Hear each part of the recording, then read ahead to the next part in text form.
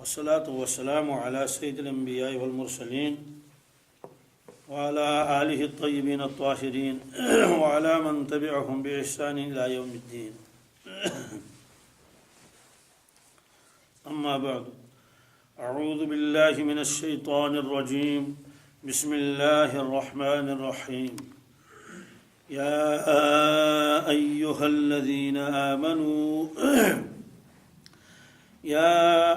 الذين آمنوا إنما الخمر والميسر والأنصاب والأزلام رجس من عمل الشيطان فاجتنبوه لعلكم تفلحون. إنما يريد الشيطان أن يوقع بينكم العداوة والبغضاء في الخمر والميسر ويصدكم عن ذكر الله وعن الصلاة فهل أنتم منتهون. صدق الله المولانا العظيم. یہ سورہ مائدہ کی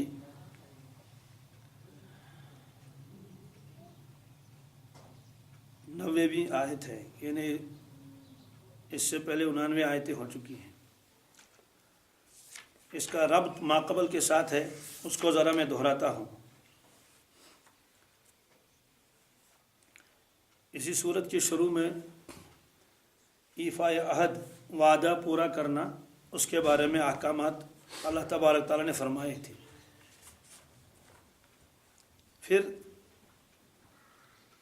پارے 6 کے آخر میں نصارہ کے ایک فرقے کی اللہ تعالیٰ نے ایک اعتبار سے تعریف فرمائی کہ وہ مال جمع نہیں کرتے ہیں، رہبان ہیں، تارک دنیا ہیں. پھر اس کے بعد پھر مسئلہ ہوا کہیں ایسا نہ ہو کہ یہ امت بھی رہبانیت اختیار کرے، تو اس وجہ سے پھر احکامات بتائے گئے. یہود نصارہ کیا کرتے تھے؟ یہود کے اندر تو افراط، یہود ان چیزوں کو بھی استعمال کرتے تھے جن چیزوں کو اللہ تبارک تعالیٰ نے حرام فرمایا تھا، بے دھڑک استعمال کرتے تھے. جو بھی حرام چیز تھی بے دھڑک. اس کے مقابلے میں نصارہ کیا کرتے تھے؟ جو چیز حلال ہوتی تھی اس کو بھی اپنے اوپر حرام کرتے تھے، استعمال نہیں کرتے تھے. راہبانہ زندگی گزارتے تھے، گرجا گھروں میں رہتے تھے، بہت کم کھاتے تھے. کہتے تھے کہ جس کو اللہ کی تلاش ہو وہ جب تک دنیا کی ان چیزوں کو چھوڑے گا نہیں، اللہ تبارک تعالیٰ کی رضا حاصل نہیں ہو سکتی.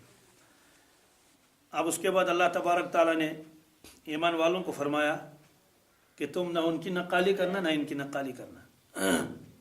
جیسے اللہ کے نبی صلی اللہ علیہ وسلم فرمایا مجھے اللہ تعالیٰ نے ان چیزوں کا حکم نہیں دیا، رہبانیت کا حکم نہیں دیا. تو یہ آیتیں اس سے پہلے آئی تھی. یا ایھا الذین آمنوا لا تحرموا طیبات ما احل اللہ لکم ولا تعتدوا. اے ایمان والو، حرام مت ٹھہراؤ ان پاکیزہ چیزوں کو جو اللہ تبارک تعالیٰ نے تمہارے لیے حلال کی ہیں. ان کو استعمال کر لو، ان کو کھاؤ. ولا تعتدوا، حد سے آگے مت بڑھو. اس کے 2 معنی آئے تھے. ایک تو یہ ہے کہ خود حلال و حرام کے مختار بن جاؤ کہ جو جی چاہے اس کو حلال کہہ دیا اور جس کے بارے میں جی چاہے اس کو حرام کہہ دیا. ایسا مت کرو. دوسری بات، جو حلال چیزیں بھی ہیں ان میں بھی حدود کو دیکھ لو، کیونکہ مقصدی زندگی کھانا پینا نہیں ہے، ضرورتی زندگی تو یہ ضرور ہے. اس لیے فرمایا تھا کہ ان چیزوں کو حرام مت ٹھہراؤ. یہ نصارہ بہت ساری چیزوں کو حرام ٹھہراتے تھے. اچھی چیزیں نہیں کھاتے تھے، شہد نہیں کھاتے تھے، گوشت نہیں کھاتے تھے، دودھ استعمال نہیں کرتے تھے. حتیٰ کہ بعض ایسی بھی قومیں آئی ہیں کہ جو گندہ رہنے کو پارسائی سمجھتے تھے، ناخن نہیں اٹھاتے تھے، غسل نہیں کرتے تھے، بدبو آتی تھی ان کو، وہ اسی کو بزرگی سمجھتے تھے. اسلام نے ان تمام چیزوں کی اصلاح کر لی کہ جو چیزیں اللہ نے حلال کر دی اس کو استعمال کر لو. یہ تو ناشکری ہے. اللہ تعالیٰ فرماتے ہیں یہ چیز حلال ہے، کھاؤ. ایک آدمی کہتا ہے میں تو کھاؤں گا نہیں، میں تو احتیاط کرتا ہوں. اور جو چیز اللہ نے حرام فرمائی ہے بے دھڑک اس کو استعمال کر لیتا ہے تو یہ بھی تو نافرمانی ہے. اس لیے ان آیتوں میں فرمایا نہ تو یہود کی نقالی کرو اور نہ نصارہ کی. جو چیز حرام ہے اس کو حرام سمجھو، جو چیز حلال ہے اس کو حلال سمجھو، استعمال کر لو اس کو. ہاں استعمال کرنے میں بھی اسراف نہیں ہونا چاہیے. یہ فرمایا تھا کہ یہ میں نے تمہارے لیے حلال رزق پیدا فرمایا ہے. ظاہر سی بات ہے اگر دنیا والے گوشت کھائیں گے ہی نہیں تو ان مرغوں کا کیا ہوگا، ہے نا. اسی طرح سے اگر اور نعمتیں استعمال نہیں کریں گے، یہ پھل فروٹ اتنے ہیں، ہر آدمی یہی کرے گا تو یہ پھل فروٹ تو سڑ جائیں گے. اللہ تعالیٰ نے منائے کیوں یہ؟ اس لیے فرمایا اللہ تعالیٰ زیادتی کرنے والوں کو پسند نہیں فرماتا. ان اللہ لا يحب المعتدین. پھر فرمایا وَكُلُوا مِمَّا رَزَقَكُمُ اللَّهُ، کھاؤ جو اللہ نے تمہیں رزق دیا ہے، حلالا طیبا، یہ حلال ہے، یہ طیب ہے، صاف ستھرا ہے، اس کو کھا لو. وَاتَّقُوا اللَّهَ، ڈرو اللہ سے، الَّذِي أَنْتُمْ بِهِ مُؤْمِنُونَ، جس پر آپ یقین رکھتے ہیں. بعض مرتبہ ڈاکٹر کسی چیز سے منع کرتا ہے بیمار کو، بھائی ٹماٹر آپ نہ کھائیں. وہ تو معلوم یہ ہوا کہ وہ تو کوئی پرابلم اس کو ہوگی کوئی اس طرح سے، تو بعض چیزیں اس کے لیے مناسب نہیں ہیں. جیسے حکیم بھی منع کرتے ہیں بہت ساری چیزیں، اس کو بادی چیزیں کہتے ہیں، اس سے گیسز زیادہ ہوتی ہیں. زمین کے اندر کی چیزیں، خاص طور سے آلو ہے، اس طرح سے شلجم ہے، ان چیزوں کے بارے میں تو ظاہر سی بات ہے اس کو تو حرام نہیں کہیں گے. یہ تو وقتی طور پر پرہیز بتایا جاتا ہے. ایسے پہلے زمانے کے مشائخ اپنے مریدین کو جب تک وہ تربیت میں رہتے تھے، جب تک ان کی اصلاح پوری نہیں ہوتی تھی، بعض مرغن غذاؤں سے منع فرماتے تھے کہ یہ چیزیں کھاؤ گے تو اس کی وجہ سے شہوتیں بڑھ جاتی ہیں، اس لیے اس کو منع فرماتے تھے. ان چیزوں کو وقتی طور پر ان کو استعمال مت کرو. شادی سے پہلے بعض چیزیں منع فرماتے تھے کہ شادی کے بعد کھا لو. پھر یہ بھی فرمایا دیکھو گوشت کھاؤ گے تو بس اتنا کھانا، اس سے زیادہ نہ کھانا. جیسے کہ زیادہ کھاؤ گے تو پھر مضر اثرات پڑیں گے، یا تو جسمانی اعتبار سے یا یہ ہے کہ اخلاقی اعتبار سے. آج ایک بیماری نکلی ہے جس کا غاؤٹ کہتے ہیں. ظاہر سی بات ہے ڈاکٹر منع کرتے ہیں، کہتے ہیں اس کو یہ گوشت سے ہو جاتا ہے جب زیادہ کھا لیا. اس طرح سے پہلے جو مشائخ کچھ چیزیں منع کرتے تھے اپنے مریدین کو، تو وہ اس میں نہیں آئے گا. وہ حرام کرنا نہیں ہے، وہ وقتی طور پر کسی کو پرہیز بتلانا ہے. لیکن اگر امت ایسا معاملہ کسی چیز کے ساتھ کر لے تو معاملہ بڑا خطرناک ہے. میں ابھی چند دن پہلے سری نگر میں بیان کر رہا تھا قربانی کے اوپر، تو پھر میں نے ان کو بتا دیا کہ قربانی کے اصول کیا ہیں، کہ وہ کیا کون سا نصاب ہے جس پر قربانی لازم ہو جاتی ہے. اس طرح میں نے ان کو بتا دیا کہ اگر گھر میں 4 افراد کے اوپر قربانی لازم ہوتی ہے، وہ اصول میں نے سارے وہاں بتا دیے کہ ملکیت کا مالک کون ہوتا ہے، کس کس طرح سے. تو ایک بھیڑ ذبح کریں گے تو ایک آدمی کی جانب سے ادا ہو جائے گا، تو باقی تو رہ جائیں گے. میں نے ان کو بتایا، اس لیے شریعت نے ہم کو آسانی دے دی ہے کہ آپ اونٹ ذبح کر سکتے ہیں، آپ گائے ذبح کر سکتے ہیں، آپ بھینس ذبح کر سکتے ہیں. پھر میں ان کو بتایا لیکن سری نگر والے تو ذبح ہی نہیں کرتے ہیں، بلکہ ایسا معاملہ انہوں نے اس بڑے گوشت کے ساتھ کیا جس کو ہم اپنی زبان بڑا گوشت کہتے ہیں، گائے کا گوشت، بھینس کا گوشت. کہ اللہ تعالیٰ بچائے، گویا کہ اگر کوئی آدمی کہیں دعوت میں جائے گا سری نگر والا، تو اگر اس کو معلوم ہو جائے کہ انہوں نے تو گائے ذبح کی ہے، شاید وہ اندر نہیں جائے گا، وہ گیٹ سے واپس آئے گا. گویا کہ بالکل کراہت کا تصور ان کے ذہنوں میں آ چکا ہے. خاص طور سے جو نئی پود ہے وہ یہ سمجھتے ہیں کہ یہ گائے تو گاؤں والے کھاتے ہیں. میں نے کہا قریب ایک وقت آئے گا تو یہ مشہور ہو جائے گا کہ ہے گاؤں چا حلال گام کن کون گام کن ایسے شہرک سے، تو ایک تقسیم ہو جائے گی. میں نے کہا تو یہ تو وہی ہو جائے گا. کشمیری میں مشہور ہے، دپن ہے ناک گاڑ وشن حلال مگر کھین حرام. میں نے کہا کر لیا حرام اس کو. بہرحال تو ضمن آگے یہ بھی ایک مسئلہ ہے کشمیر میں، ناک گاڑ چاہ حلال تو حرام، بالکل حلال ہیں 100%. کسی کو شک شبہ ہو پہلے مجھ کو کھلاؤ تاکہ آپ کے سامنے میں کھا لوں. وہ اصل ہوا کیا، جب مغل بادشاہ یہاں آتے تھے تو انہوں نے جگہ جگہ جو اپنے لیے وہ رہائشی مکانات اور باغات وغیرہ بنائے تھے، جیسے شالیمار ہے اور نشاط اور کیا کیا ہے، تو ان میں انہوں نے بڑے بڑے حوض بنائے تھے، تو کہیں چشمے بھی تھے، تو اس میں انہوں نے وہ پالا تھا کن کو، مچھلیوں کو. اب یہ کشمیری لوگ جو ہے یہ چپکے جاتے تھے اور وہاں سے مچھلیاں پکڑ کے لاتے تھے مفت کی ہی ایسی. تو انہوں نے وہاں ملازمین کو رکھا تھا کہ جو یہاں چوری کرے گا اس کو پکڑ کے لاؤ. تو اس کو حوالات بھرتے تھے، اس کو زدوکوب کرتے تھے، پٹائی کرتے تھے، تم کیوں آپ نے یہاں سے مچھلیاں پکڑ لی. اب انہوں نے کہا تھا ٹھیک ہے اگر کوئی دیکھنے کے لیے آئے تو اس کی اجازت ہے، دیکھ لو لیکن پکڑو مت. تو لوگ آتے تھے کہتے ہیں بچوں وشن میں ناز راجنی کیے ہیں، ٹھیک ہے وشنی سجائز تو آپ دیکھ لیجئے اس کی تو اجازت ہے، لیکن آپ پکڑ لیں گے اس کی تو ممانعت ہے. اصل مسئلہ تو وہ تھا انتظامی امور کے اعتبار سے. یہ لوگ تو چپکے سے لے جاتے ہیں مچھلیاں تو یہ پھر اتنی وہ ان کی حیبت لوگوں کے دلوں میں تھی کہ جہاں معلوم ہوا کہ فلاں آدمی نے مچھلی پکڑ لی ہے، فوراً اس کو سپاہی آتے تھے، اس کو کیا کرتے تھے، بند کر لیتے تھے۔ یہ مشہور ہوا تو گھر والے اپنے بچوں کو کہتے تھے دیکھو فلاں جگہ پر جاؤ گے، مچھلی دیکھ لینا لیکن پکڑنا نہیں، مچھلی دیکھ لینا لیکن پکڑنا، کہتے کہ نہیں بالکل نہیں، ممنوع ہے۔ کیا ہے؟ تو وہ ممنوع اتنا ذہن میں بیٹھ گیا کہ کشمیری میں یہ محاورہ مشہور ہو گیا کہ ناک گاڑ چوچنے حلال گنج حرام۔ میں نے کہا یہی ہو جائے گا ایک دن کہ گاؤں والوں کے لیے تو یہ حلال ہے بھینس اور گائے، اور سری نگر والوں کے لیے حلال نہیں۔ میں نے ان کو کہا کہ یہ پرہیز تم توڑ ڈالو، اس لیے کہ اللہ تعالیٰ بچائے کہ یہ تو بے ادبی ہے اللہ کے دربار میں۔ جس چیز کو اللہ نے حلال کیا ہے آپ اتنا اس سے بچ رہے ہیں، بالکل ہاتھ بھی نہیں لگاتے ہیں۔ اور دوسری بات یہ ہے کہ اگر آپ کراہت کی نظر سے اس کو دیکھتے ہیں تو ایمان بھی خطرے میں ہے، اس لیے کہ جو چیز اللہ نے حلال کی اپنے بندوں میں اس میں کبھی نقصان نہیں ہو سکتا۔ یہ تو ہو سکتا ہے کہ گائے بیمار تھی تو ٹھیک ہے، کس نے کہا بیمار گائے، وہ تو بیڑ بھی بیمار ہو سکتا ہے نہیں ہو سکتا ہے۔ اس طرح سے میں نے ان کو بتایا کہ یہ پرہیز توڑ دو، اور اگر آپ کے یہاں انتظام نہیں ہے تو فون کر لو، گاؤں سے آپ کے لیے انتظام کیا جائے گا۔ اور میں نے کہا میں ان کے ساتھ بات کر لوں گا جو گوشت شام کو بیچتے ہیں جس کو وہ تجھ کہتے ہیں۔ میں نے کہا تجھ وچ میں پھنسا ہوئی بوجھتا تمن دمو یا سی موشما زنت دگت دبو کہ اس کا ہم استعمال کر لو، جب وہ عادی ہو جائے گی تو کھائیں گے۔ بہت خطرناک صورتحال ہے، بات سمجھ آ گئی نہیں؟ کہیں گائے کے گوشت پر پابندی لگ جائے گی، گائے ذبح نہیں کر سکتے، کچھ کر سکتے تو شور ہنگامہ ہو جاتا ہے، ہڑتال ہو جاتی۔ خود تو عملاً ایسا ہے کہ کبھی کبھی گائے کے گوشت کو ہاتھ بھی نہیں لگاتے۔ اگر یہی صورتحال رہے گی تو ایک زمانہ آئے گا تو لوگ تو اس کو مکروہ سمجھیں گے، کچھ تو مکروہ تحریمی کا فتویٰ دے دیں گے۔ یہ صاف فرمایا کہ لا تحرموا طیبات ما احل اللہ لکم، جو چیز حلال ہے اس کو تم کیا کر لو، حرام مت کرو۔ اور اللہ کے نبی صلی اللہ علیہ وسلم نے خود گائے کا گوشت کھایا ہے، بالکل اونٹ کا بھی کھایا ہے۔ یہ ہے تو بہرحال اس میں فرمایا کہ تم اللہ تعالیٰ اس پر ایمان رکھتے ہو، لہذا جو اللہ نے تمہارے لیے حلال چیز بنائی اس کو کھا لو، استعمال کرو۔ اسی کے ضمن میں ایک اور آیت آئی تھی کہ بعض لوگوں نے بعض حلال چیزوں کے کھانے پر قسم کھائی تھی، قسم کا اگر فرمایا تو وہ چیز میں نہیں کھاؤں گا۔ اللہ تعالیٰ نے فرمایا ٹھیک ہے، قسم کا کفارہ دے دو، اس چیز کو استعمال کر لو۔ قسم کی وہ جو بحث تھی وہ تو آئی گئی کہ قسم کی کتنی قسمیں ہیں، یمین غموس ہے، یمین لغو ہے، یمین منعقدہ ہے، اور کفارے کی کیا کیا شکلیں ہیں۔ آگے اللہ تبارک تعالیٰ پھر فرماتے ہیں چونکہ اہل عرب کے یہاں یہ چیزیں عام تھی، اس لیے اللہ تعالیٰ نے رفتہ رفتہ ان چیزوں کی اصلاح فرما دی۔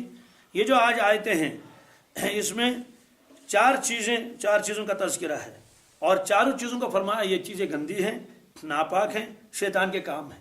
یہ چار چیزیں کیا ہیں؟ فرمایا یا ایھا الذین آمنو، اے ایمان والو، انما الخمر، بے شک شراب، والمیسر، بے شک جوا، والانصاب، بے شک بت، انصاب کی بھی تشریح آئے گی، والازلام، بے شک پانسے، پانسا ایک لفظ ہے اردو میں اس کو پانسا کہتے ہیں، یا فال کے تیر، اس کی بھی شرح آ جائے گی۔ رجسن، یہ سب کے سب گندے ہیں، گندے کام ہیں، من عمل شیطان، یہ شیطان کے کام ہیں۔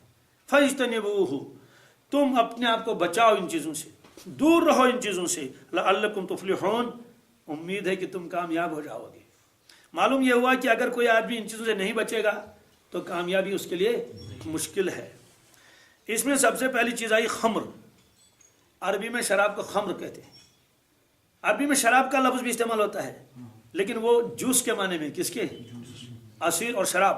مثلا آپ ایک ڈبہ خرید لیں گے اور اس کا آم کا وہ ڈبہ جس میں وہ جوس رہتا ہے، آم کا جوس، اس میں لکھا گیا شراب من مانجو، مانجو وہ کہتے ہیں مینگو کو، مانجو بھی کہتے ہیں اس کو، امبج بھی کہتے ہیں، اصل لفظ امبج ہے لیکن وہ مینگو کو مانجو پڑھتے ہیں، تو اس میں لکھا ہے شراب مانجو، مطلب اس کے میں شراب ہے، لیکن وہ شراب اردو والا شراب نہیں ہے، وہ شراب کی معنی آتی ہے ہر پینے والی چیز، ہر پینے والی چیز۔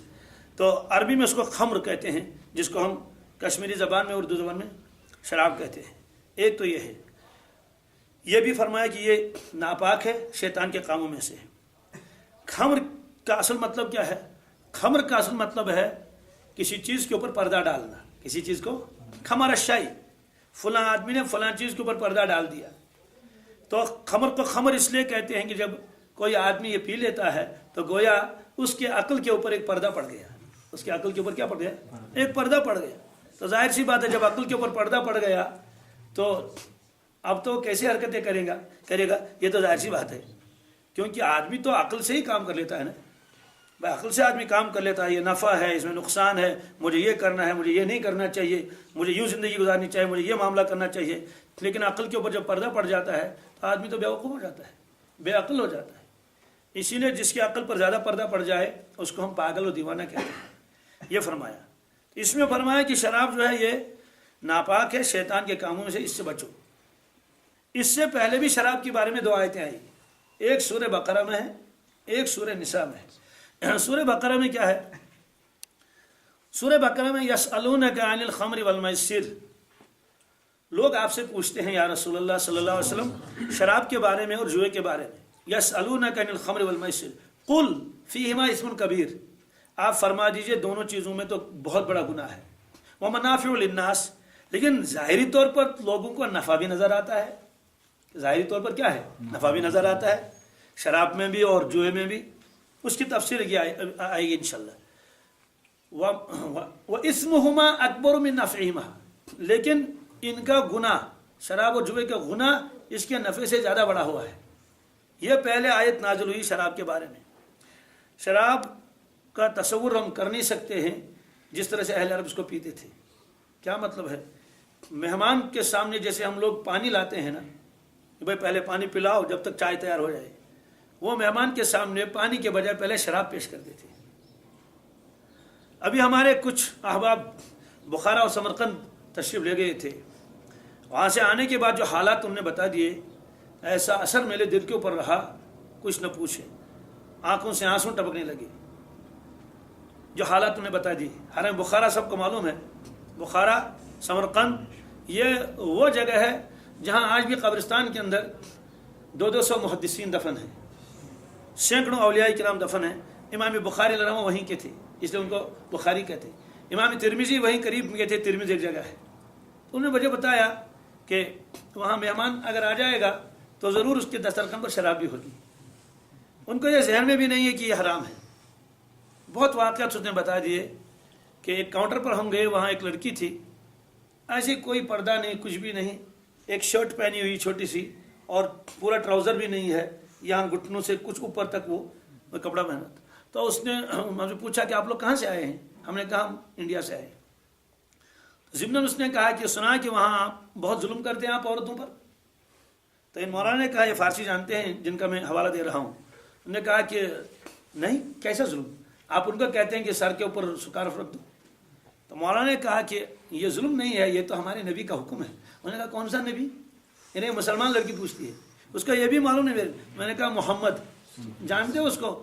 उसने कहा नहीं। तो मौलाना ने कहा, मैंने उसके साथ कहा सल्लल्लाहु अलैहि वसल्लम। उसने कहा मैंने सल्लल्लाहु अलैहि वसल्लम सुना है। इस तरह जो हालात उसने बता दिए, अल्लाह अकबर, कि होटल में आदमी जाएगा, ये कोई ऐब नहीं है। उससे कहते हैं कि लड़की चाहिए या नहीं चाहिए, कितनी उम्र की चाहिए, ये हालात जो उसने बता दिए। फिर उन्हें खुद कहा कि हम इमाम बुखारी रहमतुल्लाह के कब्र शरीफ पर गए, सिवाय रोने के और कोई काम नहीं किया। इतना रोए कि अल्लाह, क्या इस सरजमीन पर ऐसे ऐसे सूरज और चांद पैदा हुए हैं, आज ये हाल है। कहा हमने बच्चों को पकड़ लिया, बहुत सारे बच्चों को, उनको पकड़, उनको बताया कलमा सुनाओ। उन्हें कलमा क्या होता है कुछ पता नहीं, कलमा क्या होता है। फिर एक इमाम साहब को देखा, वैसे बेचारा जैसे पैंट शर्ट पहना हुआ है, बिल्कुल दाढ़ी मुंडा हुआ है, सिर्फ वो मेहराब में वो रखा हुआ है, पगड़ी वो लगा ली और एक जुब्बा सा नमाज पढ़ाई। हमने उसे कहा दाढ़ी वगैरह के बारे में, उसने यूँ किया, ये चीज़ें हम बतौर मामनू। हमने उसे कहा कि यह एक दो सूरतें आपको कैसी याद है? वहाँ बयान पर भी पाबंदी अब भी है, बयान नहीं कर सकते। फिर क्या करते हैं, जुमा के दिन कुछ अपराध आते हैं, जुमा के दिन कुछ अपराध आते हैं तो वो कुरान पाक को यूँ रखता अपने हाथ में, तर्जमा भी नहीं कर सकता। जैसे मैंने यहाँ आयत पढ़ ली, बस आयत पढ़ ली, कोई तर्जमा वर्जमा नहीं, बस ये है, इतना ताल्लुक़ है। तो उन्होंने कहा कि मेरे वालिद साहब मुझको कमरे में बिठाते थे इशा के बाद देर से, फिर खिड़कियों के ऊपर अंदर से पर्दा लगाते थे, तो धीमी धीमी आवाज़ में मुझको ये सूरतें याद कराते थे। तो बहरहाल ये है कि तस्वुर में भी नहीं कि ये भी कोई हराम चीज़ है शराब। बहरहाल मुझे सारे वाक़यात नहीं बताने हैं, ये वाक़यात अगर पढ़ने भी हों तो हज़रत मुफ्ती साहब ने जो किताब लिखी है अंदलुस में चंद रोज़, क्या अंदलुस में चंद रोज़, हज़रत मुफ्ती तक़ी उस्मानी, उस किताब को पढ़कर शायद ही कोई आदमी होगा जो न रोए। بہت روئے گا کہ انہوں نے سب حالات لکھ دیے ہیں کہ پہلے کیا تھا اندلس اور اب کیا ہے. مولانا مجھے یہ ساری تفصیل نہیں بتانی ہے. تو اہل عرب کے یہاں شراب ایک ایسی چیز ہے جیسے ہم لوگوں کو پانی پلاتے ہیں، چائے پلاتے ہیں، چائے کے بغیر تو ہو نہیں سکتا. اب انہی حالات میں جب اسلام آیا تو ایسی مرغوب چیز جس کے وہ عادی ہوں ایک ساتھ اگر چھڑایا جائے تو کتنا مشکل ہو جائے گا. صحابہ کرام تو قربانی دینے والے تھے، لیکن جیسے اللہ تعالیٰ تربیت کرتے ہیں اس طرح اللہ کے نبی صلی اللہ علیہ وسلم نے آہستہ آہستہ صحابہ کرام کی تربیت فرمائی. تو سب سے پہلے یہ وہ آیت نازل ہوئی جو سورہ بقرہ میں ہے کہ آپ سے شراب اور جوئے کے بارے میں پوچھتے ہیں، ان سے فرما دیجئے کہ اس میں گناہ بہت بڑا ہے. اگرچہ ظاہری اعتبار سے لوگوں کو نفع بھی نظر آتا ہے لیکن گناہ زیادہ بڑا نفع سے. تو یہ آیت نازل ہونے کے بعد حضرت عمر فاروق رضی اللہ عنہ نے فرمایا اللہم بین لنا فی الخمر بیانا شافیہ، اے پروردگار واضح حکم دے دیجئے ہم کو کرنا کیا ہے، ہم کو واضح حکم بتا دیجئے ہم کو چھوڑنا ہے یا کیا کرنا ہے. تو یہ تو ظاہر سی بات ہے، پورا حکم تو آیا نہیں کہ اس کو چھوڑو یہ حرام ہے، صرف فرمایا کہ بھائی اس میں گناہ ہے اور نفع بھی ہے لیکن گناہ بڑا ہوا ہے. تو بہت سارے صحابہ نے فرمایا جب گناہ ہے اس میں چھوڑ دو اس کو. جن کی تربیت ہو چکی تھی، جن کے وہ معیار میں ہو چکی انہوں نے چھوڑ دیا. سلسلہ چلتا رہا، حرام پھر بھی نہیں ہوا. اس کے بعد ایک مرتبہ ایک جگہ صحابہ کرام کی ایک جماعت تھی، دعوت تھی، تو اس میں جو ہے وہ کھانا کھانے کے بعد شراب کا دور بھی چلا. اتنے میں مغرب کا وقت بھی آ گیا جی. تو مغرب کا وقت آ گیا اور اس میں جماعت کھڑی ہوئی. چونکہ امام صاحب نے بھی 1-1.5 گلاس پی لیا تھا. امام صاحب نے اللہ اکبر کر کے نماز شروع کر دی. سورہ قل یا ایھا الکافرون نماز میں پڑھ لی. پڑھنا تو یہ تھا قل یا ایھا الکافرون، کہہ دیجیے آپ اے کافرو لا اعبد ما تعبدون، میں ان بتوں کی عبادت نہیں کرتا ہوں جن کی تم عبادت کرتے ہو، میرا پروردگار تو وحدہ لا شریک ہے. تو اس کی زبان سے کیا نکلا؟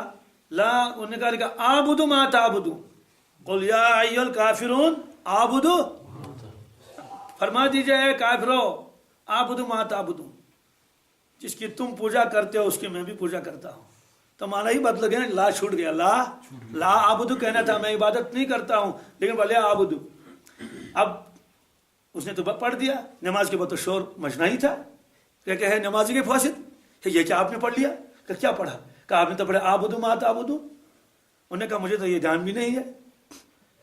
اس کے بعد آیت نازل ہوئی سورہ نساء کی، یا ایھا الذین آمنوا لا تقربوا الصلاة وانتم سکارى حتی تعلموا ما تقولون. اے ایمان والو لا تقربوا الصلاة ہے، نماز کے قریبی مت جاؤ. لا تقربوا وانتم سکارى، جب تم نشے میں ہو. کس میں؟ نشے کے اثر ہے. قریبی مت جاؤ حتی تعلموا ما تقولون، جب تک تم کو یہ ہوش نہ آ جائے کہ ہم کیا نکال رہے ہیں زبان سے. حتی تعلموا، جب تک تم کو پورے معلوم نہ ہو ما تقولون کہتے کیا ہو، تو الٹا کہہ رہے ہو. جیسے پابندی لگ گئی نشے کی حالت میں آدمی نماز نہیں پڑھ سکتا، نشہ اتر جائے گا تب نماز پڑھنی ہے. بہت سارے صحابہ نے کہا ہم کو تو اشراق بھی پڑھنا ہے، ہم کو تو چارج بھی پڑھنا ہے، چھوڑ دو اس کو. تو بعض لوگوں نے کہا کہ اب کیا کریں گے، پھر عشاء کے بعد پیئیں گے، دن میں تو پیئیں گے نہیں اس لیے کہ نماز کا وقت آ رہا ہے. ظہر کے بعد عصر، عصر کے بعد مغرب، مغرب کے بعد عشاء، اس لیے کہ ہو سکتا ہے تھوڑا سا اثر رہ گیا ہو تو ممانعت ہے. اس لیے بعض لوگ نے کہا عشاء کے وقت پی لیں گے، فجر تک اس کا اثر ختم ہو جائے گا.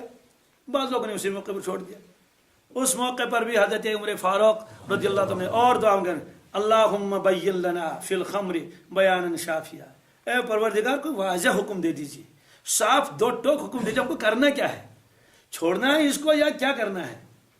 تو بہرحال ایک وقت گزر گیا تو بہت سارے نے چھوڑ دیا تھا.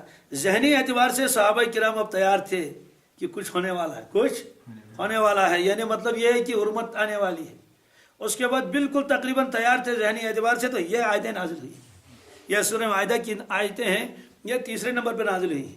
پہلے پر وہ حکم، دوسرے نمبر پر وہ حکم، تیسرے نمبر پر یہ حکم آیا. فرمایا کہ یا ایھا الذین آمنوا، اے ایمان والو، انما الخمر، بے شک خمر، والمیسر اور جوا، والانصاب اور بت، والازلام اور فال کے تیر، رجس من عمل الشیطان، یہ بہت گندے کام ہیں، شیطان کے کام ہیں. فاجتنبوہ، اپنے آپ کو بچاؤ ان سے، لعلکم تفلحون، تم کامیاب ہو جاؤ گے. آگے آیت آئے گی کہ شیطان یہ چاہتا ہے کہ شراب اور جوئے کی وجہ سے تم کو یاد الہی سے غافل کر دے. اس میں صرف 2 چیزوں کا تذکرہ ہے، یہاں تو 4 کا تذکرہ ہے. یہاں تو خمر، मैसिर, अनसाब और अजलाम। आगे फरमाया अल्लाह तबारक ताला ने कि शैतान तो ये चाहता है कि तुमको शराब और जुए के अंदर मुब्तला करके याद इलाही से गाफिल कर दे। वहाँ 2 ही आए, यहाँ 4 क्यों आए? मुफस्सिरीन किराम फरमाते हैं 4 इसलिए लाए ताकि असल तो 2 चीज़ों को मना करना था पहले, इसलिए कि बुत परस्ती तो वो छोड़ दिए थे। बुत परस्ती वो कहाँ करते? तो मुसलमान थे ना, अलबत्ता शराब अभी चल रहा था। इसी तरह से वो जो दूसरी चीज़ें वो छोड़ चुके थे वो, लेकिन 4 चीज़ों को तज़किरा इसलिए किया ताकि पता चल जाए जितनी गंदी चीज़ बुत परस्ती है, जितनी गंदी चीज़, इतनी गंदी चीज़ शराब पीना भी है। शराब पीने और बुत परस्ती में कोई फ़र्क नहीं है। ये एक रिवायत में है, रिवायत में शारिबुल खम्र का आबिदुल वस्न, शराब का पीने वाला ऐसा है जैसे बुत को सजदा करने वाला, जैसे बुत को, क्योंकि अल्लाह तबारक ताला ने 4 चीज़ों को एक हुक्म से फरमाया, रिजसुन मिन अमल शैतान। मालूम है कि वो भी शैतान का काम है। बुत के सामने सजदा कराना इंसान को ये शैतान कराता है।